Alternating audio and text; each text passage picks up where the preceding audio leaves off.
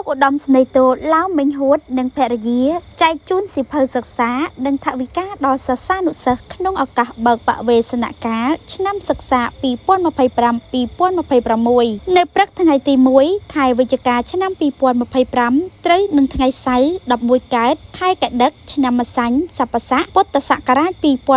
2569លោកឧត្តមស្នេហ៍តូឡាវមិញហួតបាននាំយកសិភៅសិក្សានិងថវិកាមួយចំនួនទៅចែកជូនសិស្សានុសិស្សនៅសាលាបឋមសិក្សាក្បាលទាហានឃុំឈើតំស្រុកក្រគរខេត្តពោធិ៍សាត់ក្នុងឱកាសបើកបវេសនកាលឆ្នាំសិក្សា2025-2026ក្នុងឱកាសនេះដែរលោកឧត្តមស្នេហ៍តូឡាវមិញហួតបានពំនាំប្រសាសន៍ផ្ដាំផ្ញើសាកសួរសុខទុក្ខពីសំណាក់សម្ដេចអគ្គមហាសេនាបតីតេជោហ៊ុនសែនប្រធានព្រឹទ្ធសភានៃកម្ពុជាសម្ដេចមហាបវរធិបតីហ៊ុនម៉ាណែតនាយករដ្ឋមន្ត្រីនៃព្រះរាជាណាចក្រកម្ពុជាថែមទាំងលើកឡើងពីការអភិវឌ្ឍរីកចម្រើននិងកត្តាសុខសន្តិភាពដែលបានផ្ដល់ឱកាសឲ្យយើងបានរស់នៅជួបជុំគ្នាដោយសុខសាន្តដូច្នេះសូមក្មួយចូលរួមថែរក្សាសុខសន្តិភាពដែលសម្ដេចអគ្គមហាសេនាបតីតេជោហ៊ុនសែននិងថ្នាក់ដឹកនាំគណៈបកប្រជាជនកម្ពុជាបានជំនះគ្រប់ឧបសគ្គនាំមកជូនជាតិមាតុភូមិនិងបន្ត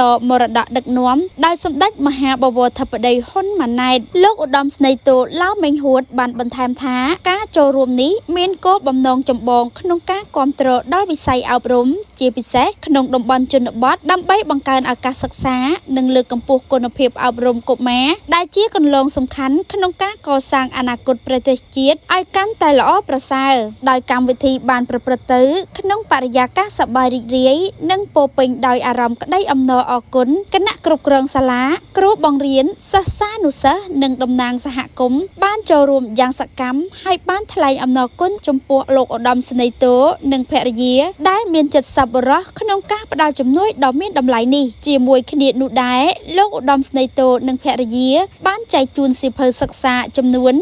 2100ក្បាលនិងថវិកាចំនួន2,500,000រៀលដើម្បីជួយសម្រួលបន្តិចបន្តួចដល់ការចំណាយរបស់អាណាព្យាបាលនិងលើកទឹកចិត្តសិស្សានុសិស្សឲ្យមានការខិតខំប្រឹងប្រែងក្នុងការសិក្សា